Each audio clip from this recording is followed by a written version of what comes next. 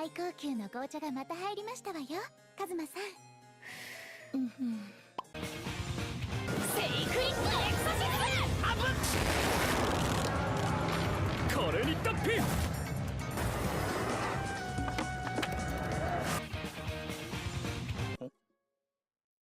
それよりなんでウィズは焦げてるんだよ。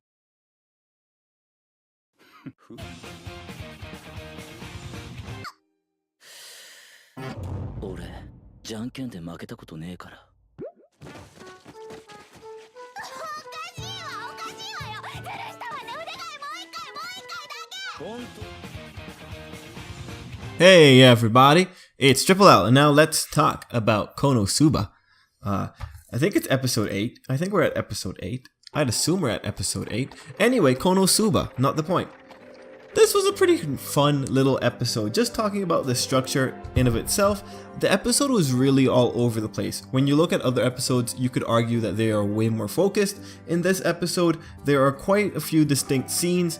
Overall, I think you could say that they're separated into 3 segments, with the first segment being the longest and the heaviest in terms of how many things are going on. In that first segment, we had a lot of things being set up, and it was kind of awkward in the way that they framed it, but Konosuba tends to do that shenanigan where they start an episode, then they give a flashback to justify the premise of the first scene, and then they continue with the first scene from there.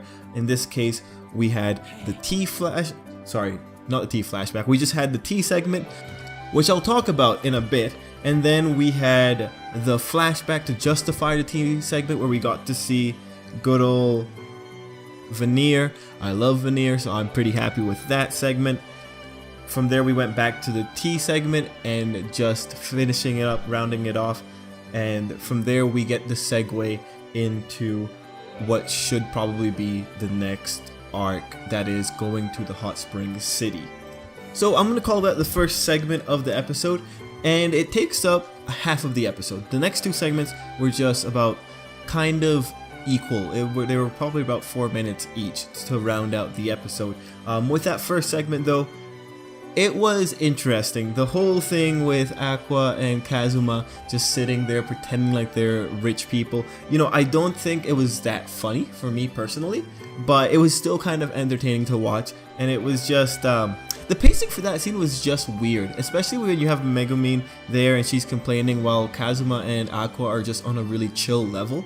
Overall though, that segment served the purpose of just establishing that these guys are going to be coming into money.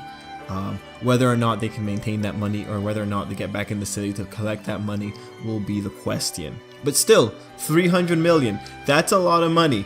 And you know, I'm just gonna say this now, I think we're at the 2nd episode, and oh man, they haven't lost their money. Oh man, if I had made any bets with anyone, I think this would be the point where I say ha ha ha. But maybe they might not lose money altogether, in which case I've also lost. Anyway, not the point. That was, you know, just making a point there. Regardless, that first segment, I'm really interested in what you guys thought about it, if you have any opinions on it. I just thought it was a nice little thing to have at the beginning. I think if you look at the structure of the episode and then you like try to imagine what a novel would be like, this is probably the early chapters. This isn't the crux of the novel. We're just messing around. We're just doing whatever, just having fun with the characters. Because right after this, we start the secondary part of the episode, and it's effectively like an intermission. Although this part had something really nice coming out of it. And so that intermission starts off with us going to Wiz's shop, finding out that Wiz bought stuff and Veneer pretty much toasted her.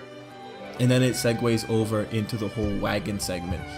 Well, I guess the guys getting ready to go on their trip. Now, in that segment, are there anything that are really important? No, it just establishes that Veneer will probably pay Kazuma when he gets back. He asks Kazuma to do something as well. We know that Kazuma ends up with Wiz. And overall, that little segment there isn't that important except to justify that Wiz is coming on the trip. And truthfully, I like Wiz a lot, so if she comes along I think she's probably the most prominent secondary character. So I'm pretty happy to have her coming along. I think that was a really nice little thing to have. Now in this segment that was revolving around getting that wagon, the most important thing that we got out of here was Kazuma's special power, his ability to never lose at rock, paper, scissors, and the banter that came out of that with Aqua was hilarious. You know, anytime that Aqua is complaining about how things are unfair and how she's just crying everywhere and Kazuma just gets to be a real scumbag, you know, I appreciate it. I like seeing Aqua cry. You know, she's just caused so much problems. I like seeing her fall. You know, she has her good moments and she has her really, really pathetic moments, and I like both of them. But that whole little segment with the wagon and the rock, paper, scissors was just cool to watch. It was just nice. It was still entertaining, kept it up. And then if we talk about the third segment of the episode that rounds it out, it's pretty much just the kite runner thing. Just when they're out in the wild and they're actually going out into the world. Before we actually get to the kite runner secrets, we had a really somber moment, kind of, for Konosuba standards, with Kazuma just thinking about, yeah, you know, I could still do trips like this. And just the accompanying music in particular, I have a note about that. The music I felt was really good. If you'll notice, that music's also playing in the video. Ideally, we don't get copyrighted, but it was nice. It was a really nice little break in the moment, and that really does tell you that this is probably the introductory chapters of a volume and we're just going along with it. And then when we get into the desert portion, that's where I think the episode has its best joke, just because it mixes in Darkness's perversion and Kazuma's guilt, and also because Kazuma does say something that's pretty honorable in that segment where he's saying like, yeah, you know, we don't have to fight, but we kind of caused this, so let's clean this up. And just Kazuma's banter in response to the adventurers, I think, is always, you know, Kazuma's banter is always pretty good, but this time I enjoyed it. It was ultimately it was a pretty consistent episode. I don't think that there was anything that really stood out. If anything was like really above and beyond, I think it would be the rock, paper, scissors segment and then the kite runner segment. Although maybe kite runner segment first. That might be my favorite little scene that happened. But overall, it was a very consistent episode. As we're going into this next city, I do wonder though, because if I'm thinking of this from the perspective of a volume, I doubt the volume would jump around once it gets to a new setting. So I would assume that this city is important enough that maybe it gets a lot of time, like we spend a lot of time in this city. I'm still thinking about it from the perspective of a light novel. I don't know if this is a side story. Like that could always be a possibility, and if it's a side story, we'd probably be done with it faster than usual. But I'm gonna assume it's a light novel. I'm gonna assume that the problem is going to occur in this city, so whatever shenanigans happens here, it'll be interesting to see what exactly this group can do to get in trouble in a different city. But regardless, next episode I think is the hot springs episode, so that'll be something fun. To round out the video, let's just talk about nice little one-off gags that were going on at the beginning, which, you know, actually thinking about it, that beginning part had like some really creepy segments, or just some really weird segments, like the segment where Aqua blew into Kazuma's ear as he was enjoying the tea, and Aqua just continuously purifying the tea, and Kazuma consistently asking her, hey, can you just make this again? And then the whole part with the money slapping, that was a very interesting scene to actually see. Let's see other things.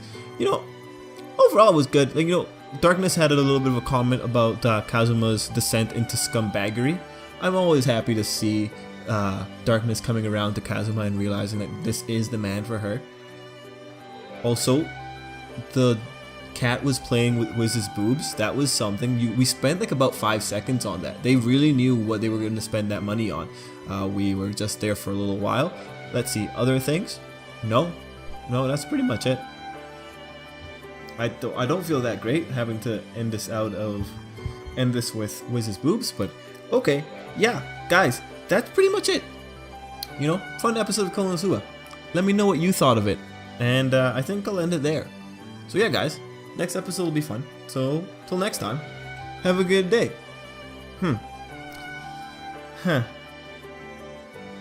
I feel like I'm missing something. Maybe it's purpose.